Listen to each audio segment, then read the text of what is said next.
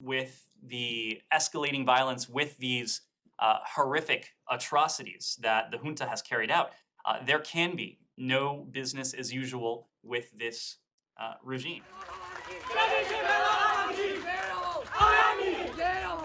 The execution of 4 democracy activists, Jimmy Jo-min-yu, Piu Zayadaw, Law Man-ong, and Ong Thea-zo, by Myanmar's military junta has received widespread international condemnation. The United States said Monday that all options were on the table as it considered its response. The 4 men were sentenced to death in closed-door trials in January and April.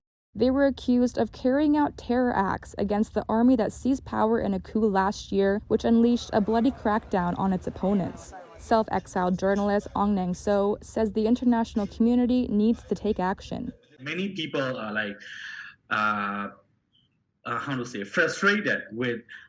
frustrated on the action of the international community. It's just words, It's like, oh, we will do this, we worry, we did that, blah, blah, blah, It's nothing in action, If there is anything in action, such kind of execution would not happen. Amnesty International's Chiara San Giorgio said the executions were an enormous setback and called for increased efforts to put accountability mechanisms in place. We have seen again and again through the developments and the appalling human rights record of the military authorities in Myanmar since February 2021, that the more space they're left with, the more they tend to escalate.